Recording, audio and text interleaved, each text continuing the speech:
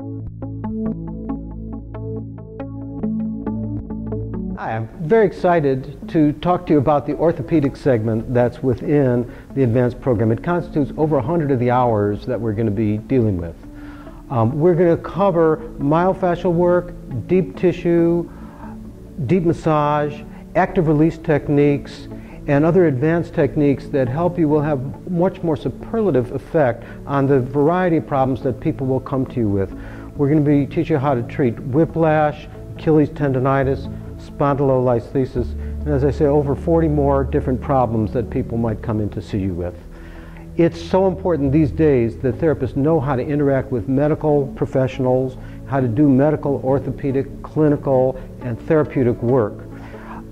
This will take your practice to a whole new level, and you owe it to yourself, you owe it to your clients to really be able to help them in the most efficient and medically efficacious way you possibly can.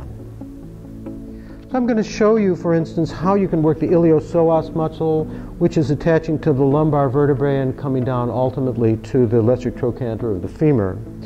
And so what we're going to want to do is melt, is a term used in deep massage and deep tissue sometimes, melt on in toward the origin of the iliopsoas. And I think it's very important to do this bilaterally, that is on both sides at the same time, so that you actually kind of get an uplift to the spine that you otherwise don't necessarily get working just one side at a time.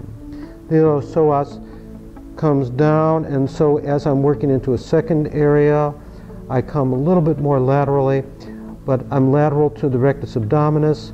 This is affecting not only the lower back, it's affecting the lumbar plexus of the nervous system, it's affecting the openness in the hip. And so when I want to work a point that's a little bit closer to the hip, I may also use an active movement therapy.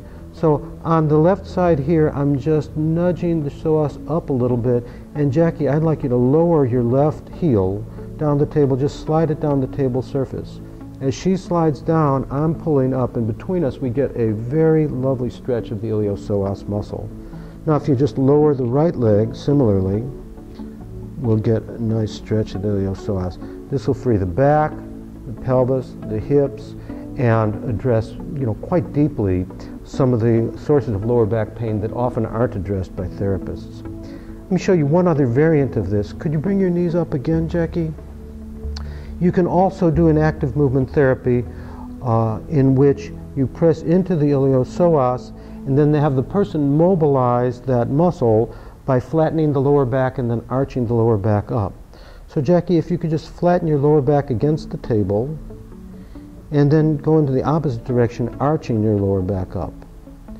You'll notice that as she flattens the lower back again, that this helps me get in much, much more easily. This creates the slack whereby I can really contact the iliopsoas.